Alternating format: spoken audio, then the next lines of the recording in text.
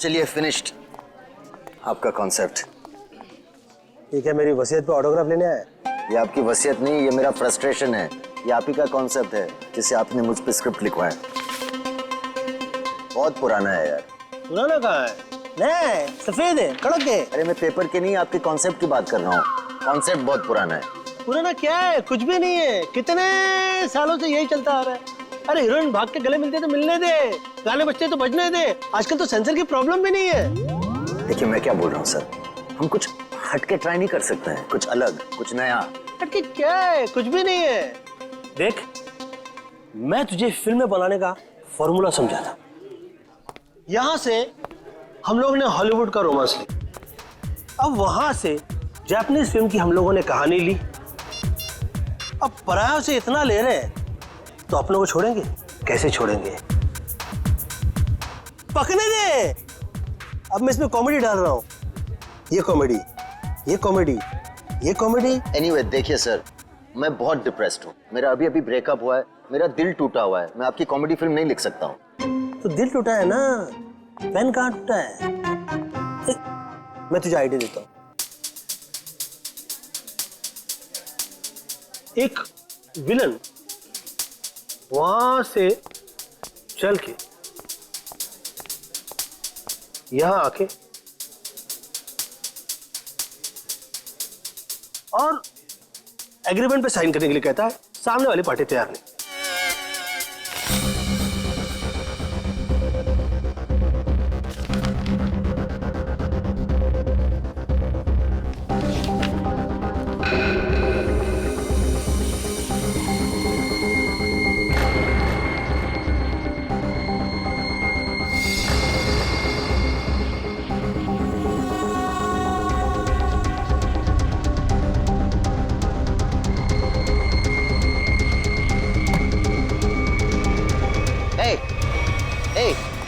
क्या डाला तुमने उसके ग्लास में?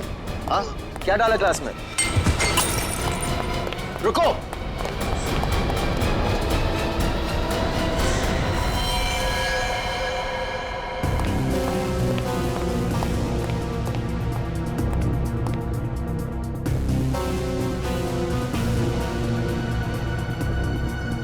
ये तो उस आदमी ने इसे मारा है। मैंने अपने आंखों से देखा। उसने इसके ग्लास में जहर डाला था। तो क्या करे? निकले? ऐसी सिचुएशन में सब एक ही काम करते हैं, सीआईडी को बुलाते हैं।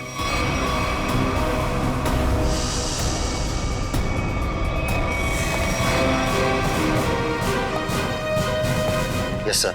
सर मैंने ही फोन किया था। Mister UD. यस।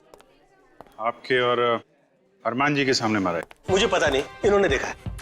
इन्होंने देखा। इन्होंने? मिस्टर यूडी, हमने सुना है कि आप कहानी वगैरह भी लिखते हैं। जी सही सुना आपने। मैं कहानियां लिखता हूँ लेकिन आइडियाज ये देते हैं। ये वाला मेरा नहीं था। क्या हुआ? नहीं, कचरा है। मिस्टर यूडी, आपने इस आदमी का खून होते हुए देखा? जी, उस लड़के ने इनके जूस में कुछ मिलाया था। ये लैपटॉप उसी का है, छोड़ के भाग गया। भागते चोर की लंगोटी छोड़ गया? मतलब चोर निकल लिया, लंगोटी छोड़ गया। इसमें तो कुछ भी नहीं, खाली। कमाल है, हिम्मत तो देखो उसकी। इतने लोगों के सामने जूस में जहर मिला के मार डाला इसे, और फिर यहाँ से भाग भी गया। सर मैंने उसे पकड़ने की कोशिश की लेकिन वो... अरे राइटर पेन पकड़ सकते हैं, मुझे नहीं। छोड़िए, हम लोग निकले। हाँ, आप लोग जा सकते हैं, मगर जरूरत पड़ी तो आप दोनों को फिर मिलना पड़ेगा। मेरी तो नहीं पड़ेगी, शायद इनकी पड़ जाए। राइटर है, लिख के देगा। कल ही सर, हम लोग यूडी जी का फोन नंबर और एड्रेस लेके आते हैं। अरमान जी, अरमान जी, अरमान जी, आप तो रियल लाइफ में भी स्टार है। मैं आपका बहुत बड़ा दीवाना हूँ। वो तो आपकी एज से नजर आ रहा है। मैं बचपन से आपकी फिल्में देखते आ रहा हूँ। तो फिल्में डिस्कस कीजिए ना, एज क्यों डिस्कस करना है? कितने बढ़िया डांस करते हैं आप। Thank you so much. देखिए, यहाँ पे कोई मर गया है और आपको इनकी डांस की पड़ी हुई है। अरमान जी, ये कौन है? इन्होंने मेरी फिल्म लिखी है, ये यूडी है। ओह, फिल्म आपने लिखी है? जी। Very good very good. अरे फिल्मों में गाने वाने डाले हैं कि नहीं? Of course. मुझे बहुत सारे गाने चाहिए। सर का डांस हमें बहुत पसंद है सर। हाँ, अरमान जी, अगर आपको क्राइम फिल्म में किसी जांबाज पुलिस ऑफिसर की जरूरत पड़ेगी ना तो मुझे बुला लेना। मुझे अच्छा डांस करना भी आता है। दिखाओ दिखाओ। अरे जो देखा ना वो काफी है। हम निकले। अरे कहाँ जा रहे हैं आप? अरमान जी, वैसे आप यहाँ क्यों आए थे? हम लोग एक फिल्म हैप्पी एंडिंग के प्रमोशन के लिए आए थे जो कि 21 नवंबर को रिलीज हो रही है। सुपर हिट फिल्म है, कॉमेडी है, धमाल है, बेमिसाल है। अपने परिवार के साथ देखना जरूर देखूंगा। मैं अपनी वाइफ को साथ में लेके जाऊंगा और स्क्रीन के सामने डांस भी करूंगा। आप सीआईडी है ना? हाँ, आपको कोई शक है क्या? नहीं, हमारी तरफ से आप सबको शुक्रिया। आपकी वजह से हम सब सेफ हैं। वो तो है। निकले। चलें? अरे एक सेकंड जरा बताइए ना कि अगली बार आपसे कब मिलेंगे? 21 नवंबर को अपनी नजदीकी थिएटर में। आपका फोन नंबर और एड्रेस चाहिए था। This is my card. Best luck for your film. Thank you so much. Best luck sir. Thank you so much. कर लिए।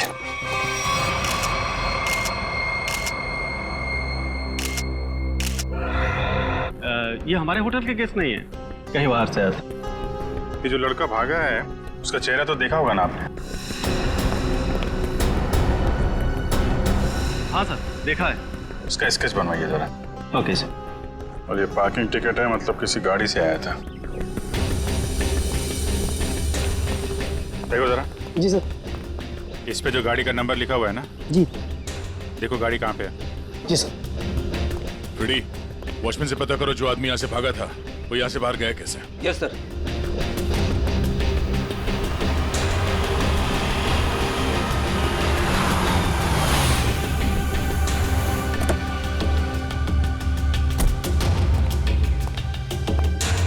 मिस्टर प्रतीक को तुम लाए थे? जी सर। कहाँ से आया था वो? होटल क्राउन रूट से। खार में है साहब। वो कहीं बाहर से आकर वहाँ रुके थे। सर, वॉचमैन ने बताया कि वो लड़का आया तो स्कूटर से था, मगर जाते समय बाउंड्री वॉल कूद के भाग गया। तब तो स्कूटर अभी भी यहीं पे होगा। देख, तुम सीसीटीवी फुटेज चेक कर लो, तब तक मैं होटल क्राउन रूट चेक कर लेता हूँ जहाँ पे प्रतीक ठहरा हुआ था। ठीक है। देखिए हम लोग सीआईडी से, आपके ये गेस्ट मिस्टर प्रतीक, इनका किसी ने जहर दे के खून कर दिया है। हे भगवान। मैडम, हमें आपके इस गेस्ट के बारे में वो सारी जानकारी चाहिए जो आप लोगों के पास है। सर, मिस्टर प्रतीक दिल्ली के रहने वाले हैं और यहाँ बिजनेस के सिलसिले में वो हमेशा आते जाते रहते हैं और वो जब भी आते हैं हमारे होटल में रुकते हैं। हमें मिस्टर प्रतीक का कमरा दिखाइए।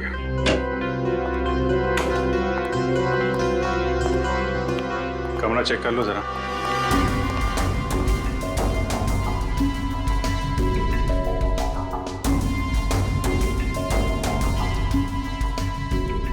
काफी भारी है सर, ऐसा लग रहा है इससे प्रतीक जी पूरे 1 साल का कपड़ा पैक करके आते थे।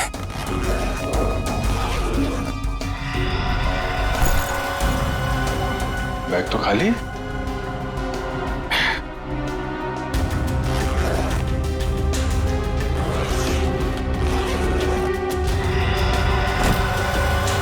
खाली बैग और बैग तो भारी है।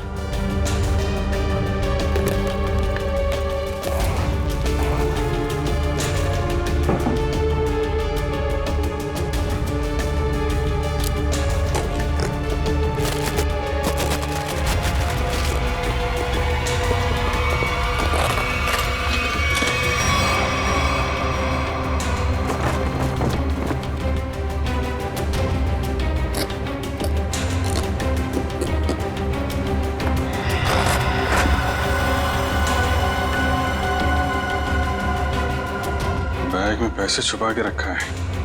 ये प्रतीक आदमी तो गड़बड़ है। कौन कौन आता था इससे मिलने के लिए? एक लड़की इनसे हमेशा मिलने के लिए आती थी और ये दोनों घंटों बैठकर बातें किया करते थे।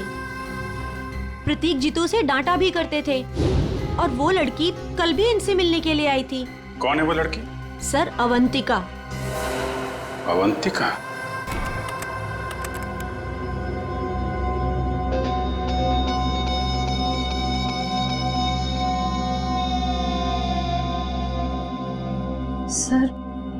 सर वो स्कूटर काफी देर से वहीं पर है।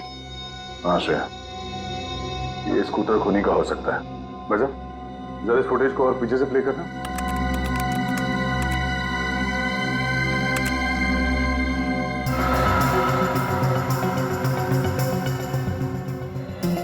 सर, यही वो आदमी। जरा पॉज करो।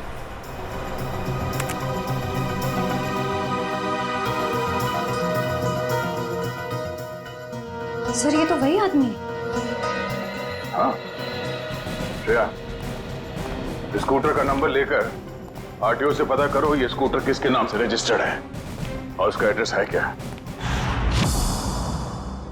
तो आप दोनों साथ में रहते हो और वो यहाँ काम करता है? यस सर, यही काम करता है Ketan. Hello sir, welcome. Ma'am, हम लोग सीआईडी से और एक जांच के सिलसिले में यहाँ आए हैं। ये आदमी केतन यहाँ पे वेटर है ना? हाँ सर, ये तो केतन ही है। इस केतन ने एक आदमी को जहर देके मार डाला और अब फरार है। इसी की तलाश में हम लोग यहाँ पर आए हैं। लेकिन सर ये तो काम छोड़कर जा चुका है यहाँ से। पर केतन किसी का खून नहीं कर सकता। एक मिनट, वो कुछ दिन पहले काम छोड़ चुका है? हाँ मैम, ये एक दिन ड्यूटी के बीच में से ही चला गया था और फिर लौटकर आज तक नहीं आया। कहाँ चला गया वो? सर, एक लड़की थी, मतलब शायद है, उसके साथ गया था वो। कौन लड़की? सर, एक कस्टमर थी हमारी। करीब 1 महीने पहले से उसने हमारे कॉफी शॉप में आना शुरू किया था। वो रोज आती थी।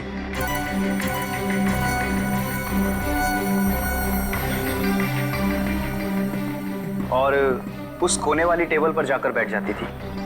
उस टेबल पर केतन सर्विस देता था।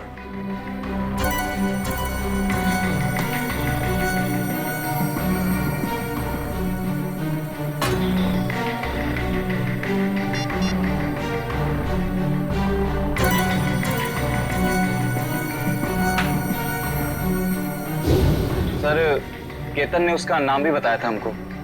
क्या नाम बताया था लड़की का? सर, अवंतिका। अवंतिका? श्रेया, यही नाम था ना उस लड़की का भी जो 1-2 दिन पहले प्रतीक से मिली थी? हाँ सर। फिर क्या हुआ? लेकिन अजीब बात यह थी कि वो लड़की एक दिन आदमी से मिलती थी और दूसरे दिन एक औरत से। दोनों से अलग अलग घंटों बातें करती थी, मगर कभी भी दोनों से एक साथ नहीं मिली वो। उन तीनों ने अचानक ही आना बंद कर दिया। अवंतिका की राह देखते देखते केतन निराश हो गया। किसी काम में उसका मन ही नहीं लगता। Ketan, what's wrong with you? तुम्हें हो क्या गया अचानक? तुम ना ही तो पहले की तरह सर्विस देते हो और ना ही ऑर्डर ठीक से लेते हो। और तो और तुम उस टेबल पर लोगों को बैठने से मना क्यों करते हो? Sorry ma'am. देखो, सॉरी वॉरी यहाँ नहीं चलेगा। तुम्हें काम करना है तो ठीक से करो, वरना छुट्टी लो।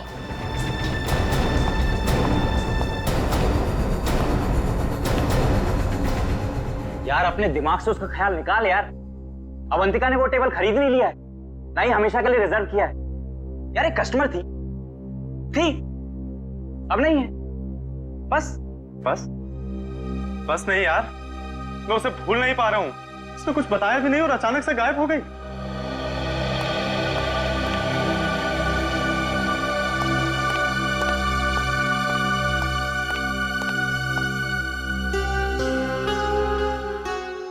और सर, तभी कैफे के बाहर कोई आया और केतन उसे देख के तुरंत बाहर चला गया।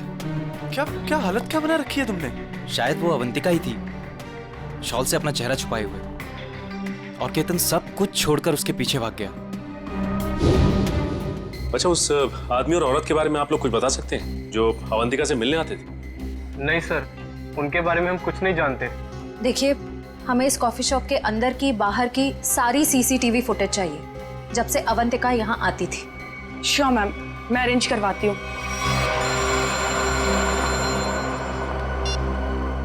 डॉक्टर साहब,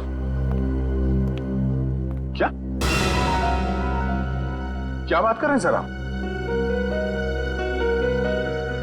पर ऐसे कैसे हो सकता है? ठीक है सर, मैं एसीपी साहब से बात करता हूं।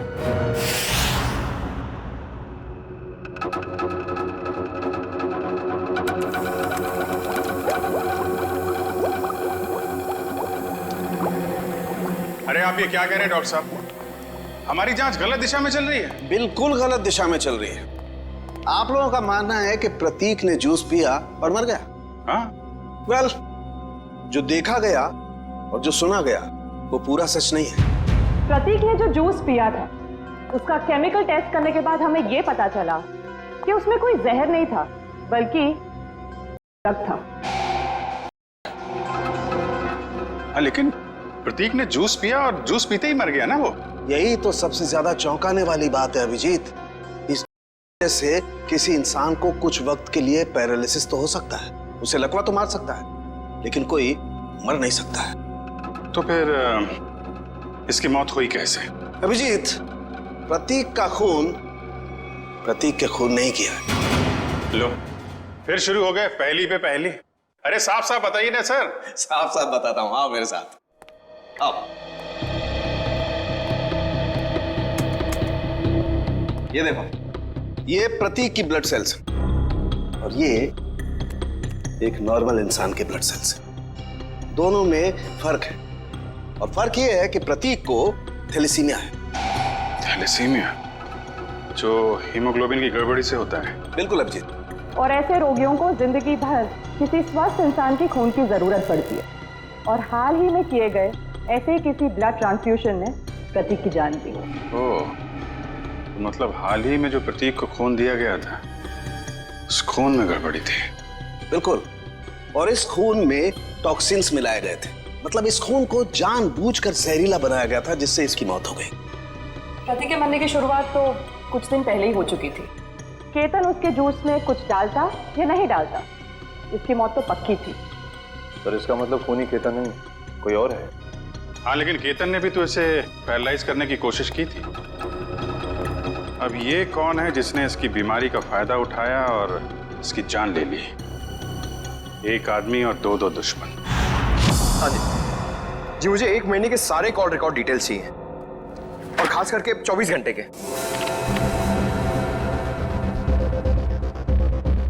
केतन का फोन आखिरी बार जामवार में ट्रेस हुआ था सर। जामवार? तो ये केतन मुंबई से बाहर निकल चुका है? हाँ सर, और सर उसके कॉल रिकॉर्ड्स सर ये देखिए। सबसे पहले उसने अपने कॉफी शॉप वाले दोस्त ऋषभ को फोन किया, उसके बाद अवंतिका को, मगर अवंतिका का फोन ऑफ आ रहा था। और फिर सर उसने महाराष्ट्र के जामवार में किसी मनन को फोन किया।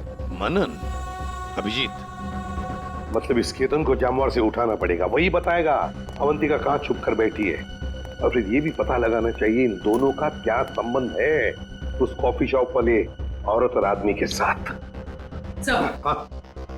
सर, अवंतिका का तो पता नहीं, लेकिन हम उस आदमी और उस औरत तक पहुंच सकते हैं जिनसे वो कॉफी शॉप में अलग अलग मिलती थी। ये देखिए सर।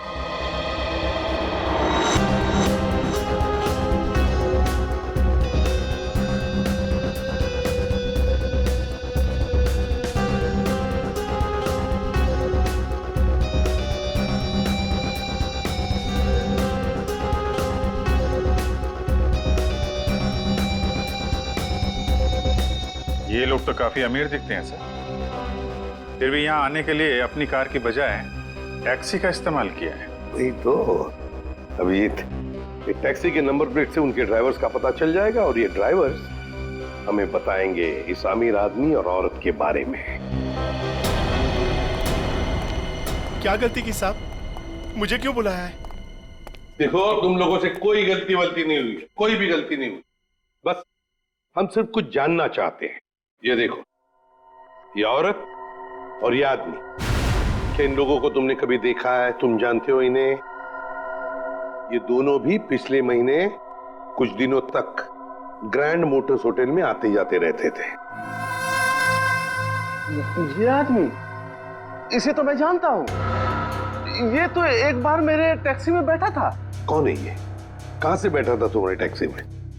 कौन है ये साहब, मैं नहीं जानता हूँ, लेकिन पिछले महीने जुहू सर्कल पे एक कॉलोनी से इसे मैंने उठाया था सुबह सुबह। इसके पास 1000 रुपया था साहब। मेरा भाड़ा 390 रुपया था। मैंने इसे 600 रुपया वापस कर दिया, लेकिन ये 20 मिनट तक 10 रुपए के लिए बकबक करता रहा। फिर बाद में मैंने साहब इससे 10 रुपया लेके उसको दिया था। हाँ सर, याद है। अभी तक इसने 10 रुपए दिए भी नहीं मुझे। कुछ बता सकते हो ये रूम में कहाँ रहता है? ये तो मालूम नहीं है साहब, लेकिन जाते जाते इसने कहा था कि मेरा तो इधर रोज का आना जाना है। अगर ऐसे ही मैं 10-10 रुपए डेली छोड़ता जाऊं तो महीने का 300 रुपया हो जाएगा। पैसे वाला आदमी था साहब, लेकिन 10 रुपया के लिए बहुत चिक किया साहब, बहुत चिक किया एकदम। ठीक है, चलो हमारे साथ।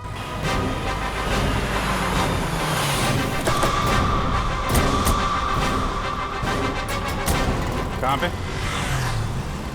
हाँ जी सर, यहीं से मैंने उठाया था उसको और होटल से लाने के बाद यहीं पर छोड़ा भी था मैंने उसे। यहाँ पे? जी। यहीं आसपास कहीं रहता होगा। आसपास चेक करो, पूछो लोगों से।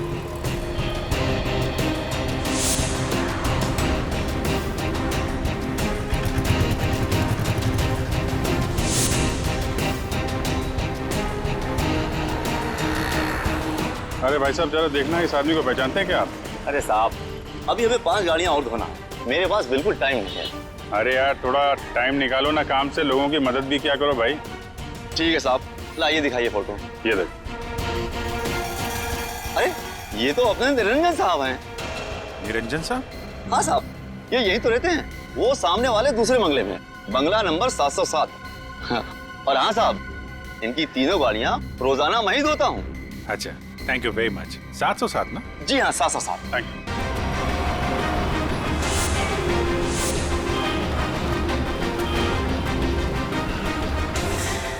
मेरे पति देव मुझे बीच मांझधार में छोड़ के चले गए। आखिरी बार भी उनको देखना मेरे नसीब में नहीं रहा। श्रुति जी, आपके साथ जो कुछ भी हुआ बहुत बुरा हुआ, इस बात का दुख है हमें, लेकिन आपसे कुछ जानकारी चाहिए थी। जी पूछिए। प्रीति जी, हमें आपके पति के सूटकेस में छुपा कर रखे गए 15 लाख रुपए मिले हैं। आपको कुछ पता है इन पैसों के बारे में? उन्होंने ये पैसे क्यों छुपा के रखे हैं? मुझे कुछ नहीं पता। ठीक है, कोई बात नहीं, हम पता लगा लेंगे। क्या हम उनका कमरा देख सकते हैं? जी उधर।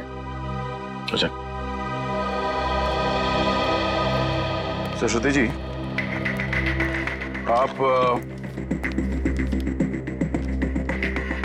इन दोनों में से किसी को पहचानती हैं? जी नहीं।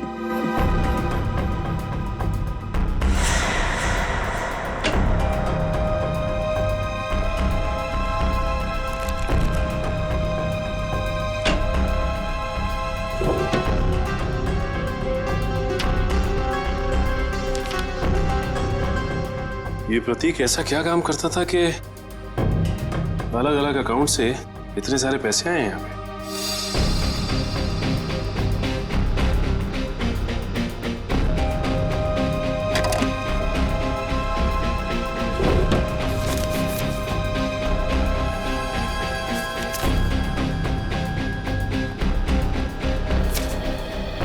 सीडी?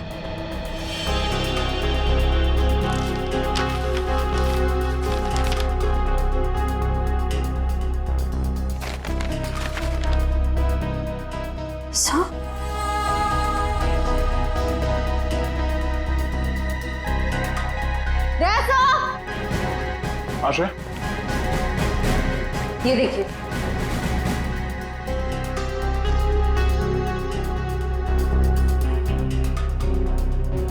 बच्चों की तस्वीरें, पैसों के आंकड़े। प्रतीक करता क्या था? सचिन, एक काम करो, ये सब मुंबई भेज दो ब्यूरो में। श्रुति जी, आपसे एक और सवाल करनी थी। क्या आपको यह बात मालूम थी कि आपके पति को थैलेसीमिया नाम की बीमारी थी? जी हाँ। और इस बीमारी के पेशेंट को कुछ दिनों में अपना खून बदलना पड़ता है। तो आखिरी बार आपके पति ने कौन से हॉस्पिटल में अपना खून बदला था? यही दिल्ली में सिटी हॉस्पिटल।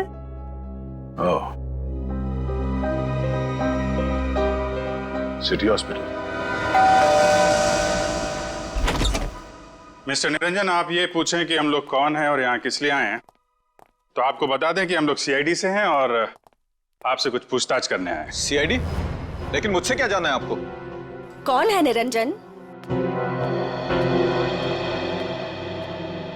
विशाखा, ये लोग सीआईडी से हैं और लगता है हमारे बारे में काफी कुछ जानते हैं। जी हाँ, और अब ये जानना चाहते हैं कि ग्रैंड मोटर्स के कॉफी शॉप में आप दोनों अवंतिका से मिलने अलग अलग जाते थे और यहाँ एक साथ दिख रहे हैं, क्या मजा है? माफ कीजिएगा सर, लेकिन हम बाहर किसी से अलग अलग मिल लिए तो उसमें ऐसा कौन सा पहाड़ टूट गया कि सीआईडी हमारे घर तक पहुंच गई? किसी से नहीं, अवंतिका से। हमें शक है कि दिल्ली के एक बिजनेसमैन मिस्टर प्रतीक के खून में उसका हाथ है। नहीं, अवंतिका कभी ऐसा नहीं कर सकती। बहुत विश्वास है आपको अवंतिका पे? आखिर वो हमारी बेटी है। आप दोनों पति पत्नी हैं?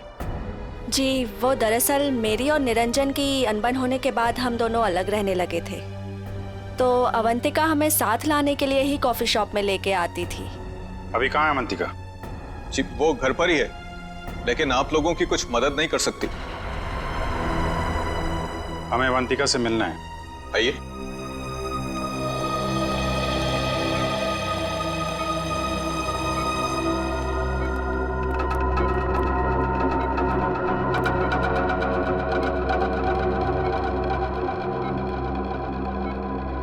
क्या हुआ इसे? सीढ़ियों से गिर गई थी, सिर में चोट लगी है, तब से कोमा में है। डॉक्टर्स ने कहा है कि कुछ महीनों में इसे होश आ जाएगा, इसीलिए इसे हम घर ले आए और घर से ही सारा ट्रीटमेंट चला रहे हैं। नर्स मिशा इसकी देखभाल के लिए पूरे दिन घर पर ही रहती है। मिशा, कैसी हालत है अवंतिका की? सर, अभी तो कुछ कह ही नहीं सकते कि इन्हें कब होश आएगा। अब तो अवंतिका में सिर्फ जान बची है, मगर शरीर और दिमाग पूरी तरह नाकाम है। अब इस केतन को ढूंढना ही पड़ेगा।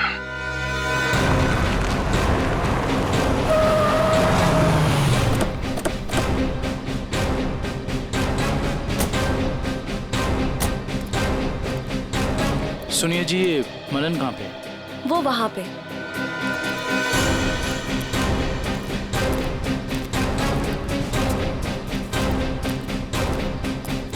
ये मनन। हाँ जी, आप कौन? जरा केतन को बुलाओ, उससे मिलना है। कौन केतन? यहाँ कोई केतन नहीं रहता। देखो, केतन ने तुम्हें आखिरी फोन किया था, इसलिए तुम्हारे तक पहुंचे हैं। अब अगर झूठ बोलोगे तो तुम्हें भी साथ में ले जाएंगे। कहाँ ले जाएंगे? वहीं जहाँ बिगड़े हुए लोग ठीक किए जाते हैं, मुजरिमों की मरम्मत की जाती है। अगर केतन यहाँ पे निकला तो उसको छुपाने के गुनाह में तुम्हारी भी मरम्मत हो जाएगी, समझे तुम? नहीं साहब, ऐसा मत कीजिए। वो अंदर छुपा है, उसके चक्कर में मैं नहीं फंसना चाहता।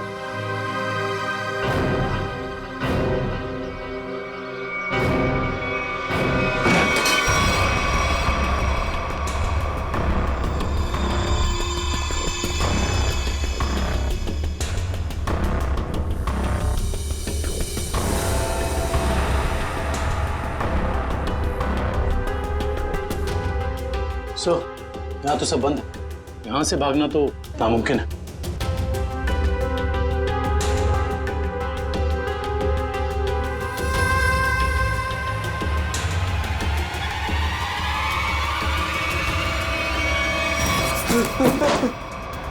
आगे बता रहा साहब, मैंने सब बातें सुन ली आपकी। अगर आप आगे आए तो मैं खुद को मारूंगा साहब। अरे वाह, वहाँ दिन दहाड़े होटल में जूस में ड्रग मिला के आदमी को मारने की हिम्मत है तुम में, और यहाँ इतने डर गए हो कि खुदकुशी कर रहे हो? नहीं साहब, मैंने नहीं मारा साहब, मैंने उसे नहीं मारा। उसने कहा था उस दवा से प्रतीक कुछ दिनों के लिए कुछ भी नहीं कर पाएगा, पैरालिसिस हो जाएगा उसे। हाँ, ये तो तुम सही कह रहे हो। अब ये भी सही सही बता दो कि किसने कहा था। देखो केतन, अगर कातिल को पकड़वाने में तुमने हमारी मदद की तो तुम्हारी सजा कम भी हो सकती है, हैं?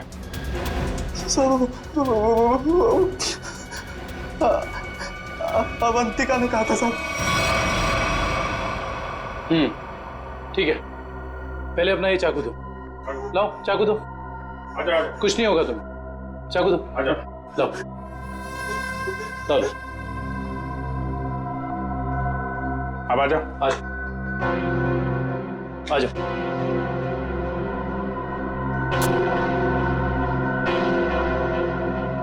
तो अवंतिका ने कहा और तुमने कर दिया। एक लड़की के प्यार में इतने अंधे हो गए थे। साहब, अवंतिका को बहुत बुरी तरह मारा था प्रतीक ने। मुझसे उसका दुख देखा नहीं गया, इसलिए उसकी मदद करने का फैसला कर लिया साहब, और नौकरी की परवाह किए बिना उसके साथ निकल गया साहब। देखो केतन, मुझे पता है कि तुम मुझे बहुत पसंद करते हो, पर इस वक्त मैं बहुत अकेले हूँ और सिर्फ तुम ही मेरी मदद कर सकते हो। प्लीज मना मत करना। प्लीज आप रोइए मत, मुझे बताइए क्या कर सकता हूँ मैं आपके लिए। एक आदमी है प्रतीक, मुझे उसके चंगुल से बचा लो, वरना तुम इस अवंतिका को हमेशा के लिए खो दोगे। मैं आपको कुछ नहीं होने दूंगा। ये रहे मेरे पापा के जायदाद के कागजात, इसे प्रतीक को दे देना, और इसे भी। जब प्रतीक जूस पीते नीचे गिर पड़ा तो मुझे लगा अवंतिका ने मेरे हाथों से जहर दिलवाकर मरवा दिया साहब। मैं डर गया साहब, मैं डर के वहां से भाग गया साहब। उसके बाद अवंतिका ने कभी मेरा फोन नहीं उठाया साहब, नहीं मुझे कभी फोन किया। अवंतिका ने धोखा दिया साहब मुझे।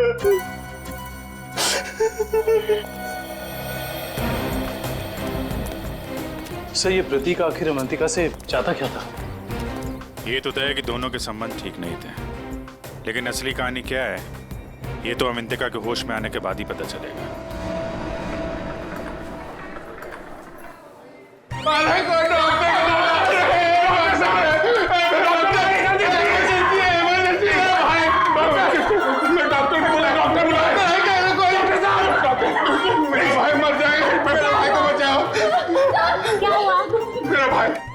प्रतीक भैया वो मर जाएंगे, उसे बचा लीजिए, डॉक्टर को बुलाइए प्लीज प्लीज। मेरा भाई। प्रतीक भैया देखिए, वो इस हॉस्पिटल में ब्लड ट्रांसफ्यूजन के लिए आते थे, उन्हें थैलेसीमिया की बीमारी है। हाँ प्रतीक कैसे है वो? अब तक तो बिल्कुल ठीक थे, अचानक चक्कर आ रहा है उनको, और पता नहीं कुछ और क्या हो रहा भैया, सांस लेने में तकलीफ हो रही है। प्लीज डॉक्टर बुलाइए ना, उसी डॉक्टर को जिसने इलाज किया उसका। अच्छा रुकिए, मैं बुलाती हूँ। Please doctor.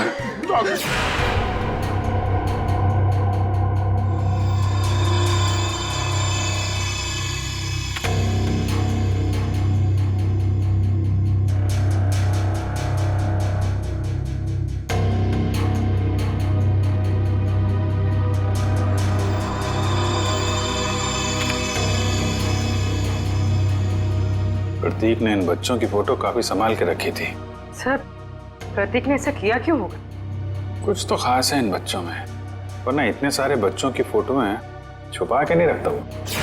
सर वो पेशेंट प्रतीक, उसके रिश्तेदार आए हैं, उसकी तबीयत खराब है, वो आपसे फिर से इलाज कराना चाहते हैं। सर, इन सारे बच्चों के बारे में बहुत ही खास बात पता चली है। वो क्या? सर, ये सारे बच्चे 1997 और 2001 के बीच गायब हो गए थे।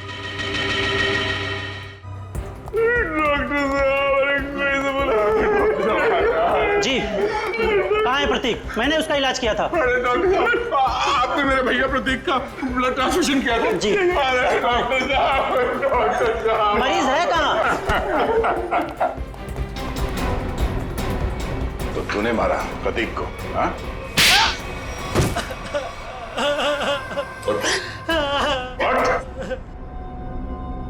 कौन है आप लोग? सीआईडी। अब फटाफट बकना शुरू कर, वरना बताता हूँ।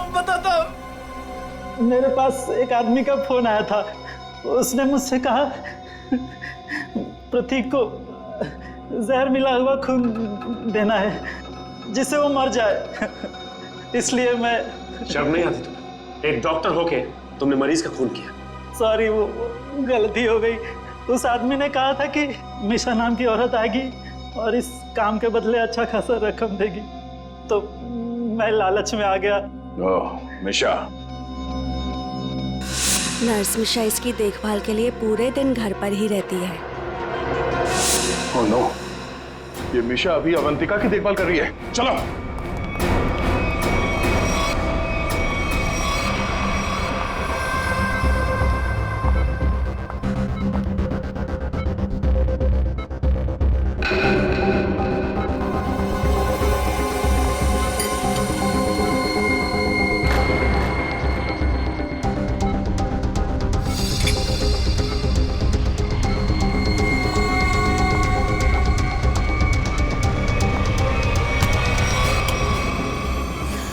तो ये है तुम्हारा असली रूप। एक ऐसी लड़की को मारना चाहती हो जो बेचारी कोमा में है। ये क्या कह रहे हैं आप? मैं तो बस विटामिन का इंजेक्शन दे रही थी। विटामिन का इंजेक्शन है? आप भी काफी कमजोर दिख रही हैं। इनको लगा दो विटामिन का इंजेक्शन। निखिल जरा हेल्प करो। आप जरा चल हाथ दे। नहीं नहीं, मुझे इंजेक्शन मत दो। नहीं छोड़ो मुझे। विटामिन का एक नहीं नहीं, इसमें जहर है। छोड़ो मुझे, जहर है इसमें। सीआईडी इतनी रात को मेरे घर में? अरे ये देखिए ना, ये मिशा आपकी बेटी अवंतिका को जहर का इंजेक्शन लगा के मारना चाहती है।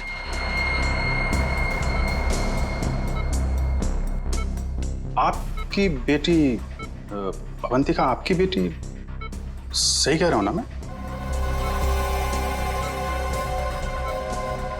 क्या क्या मतलब है आपका? Thank you very much sir. ये तो कंफर्म हो गया। प्रतीक के घर से मिले डीवीडी में जो अमीर लोगों के नाम मिले थे वो खोए हुए बच्चों के पेरेंट्स ही हैं सर। और ये जो नाम के आगे करोड़ों के आंकड़े लिखे हैं ये उनकी संपत्ति के डिटेल्स हैं। तो फिर अभिजीत, ये प्रतीक इस लिस्ट को लेकर क्या कर रहा है? पूरी काम करो, पेरेंट्स की लिस्ट में से किसी भी एक पेरेंट को फोन लगा अभी। सर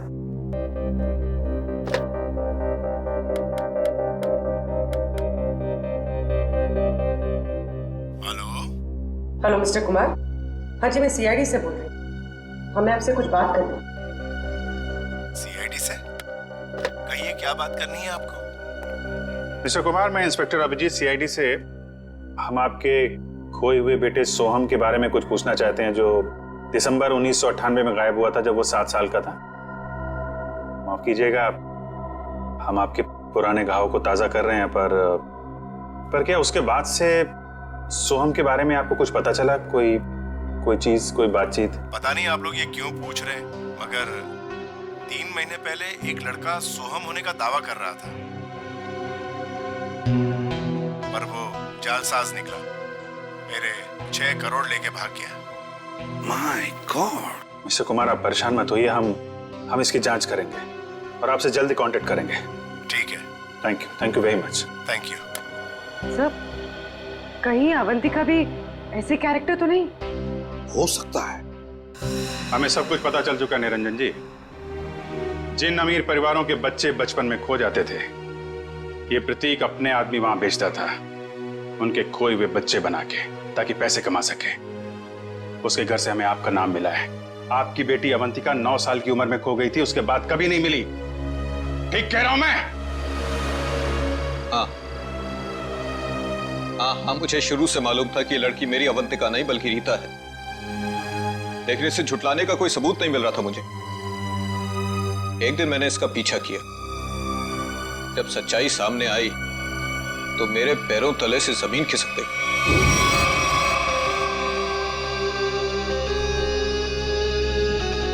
पागल हो गई हो तुम? अरे ये हमारा बिजनेस है रीता। हम उन अमीर लोगों को लूटते हैं जिनके बच्चे उनसे काफी पहले बिछड़ चुके हैं। कुछ देर के लिए नकली सही, लेकिन उनको उनका बच्चा तो मिल जाता है ना, और हमें उनकी दौलत। प्रतीक जी, मुझे माफ कर दीजिए। मुझसे अब और ये नाटक नहीं होगा। कैसे नहीं हो सकता? 55 करोड़ रुपए का प्लान है, इस तरह अगर तुम बीच में छोड़ के चली गई तो अरे किए कराए तो पानी फट जाएगा। समझने की कोशिश कीजिए प्रतीक जी, उस निरंजन को मुझ पर शक हो गया है और इस तरह कब तक मैं उनकी बीवी विशाखा को बेवकूफ बनाती रहूंगी। अगर उस निरंजन ने डीएनए टेस्ट करवा दिया तो मैं तो सीधा जेल में चली जाऊंगी। कुछ नहीं होगा, तुम बस निरंजन से पैसे निकलवाना शुरू तो करो। जैसे ही तुम सारे पैसे मेरे हवाले कर दोगी वैसे ही मैं तुम्हें आजाद कर दूंगा। प्रतीक जी मैं फंस जाऊंगी। मेरे अगले ट्रिप तक अगर तुमने मुझे 15 लाख रुपए निरंजन से लाकर नहीं दिए ना तो इस बार भी तुम मेरे हाथों बहुत बुरी तरह मार खाओगी, समझे तुम? मेरी भावनाओं के साथ खिलवाड़ किया था प्रतीक और इस रीता ने। मुझे लूट कर बर्बाद करना चाहते थे। मैंने इस ईशा की मदद से दिल्ली के उस डॉक्टर को खरीदा और प्रतीक को जहरीला खून चढ़वा दिया और इस अवंतिका को खुद सीढ़ियों से धक्का दिया। वो मरी तो नहीं लेकिन कोमा में चली गई। आपके साथ जो हुआ बहुत बुरा हुआ, लेकिन आप कानून की मदद लेने के बजाय खुद मुजरिम बन गए। अब आपको और इस मिशा को जेल जाना होगा अपने गुनाहों की सजा भुगतने।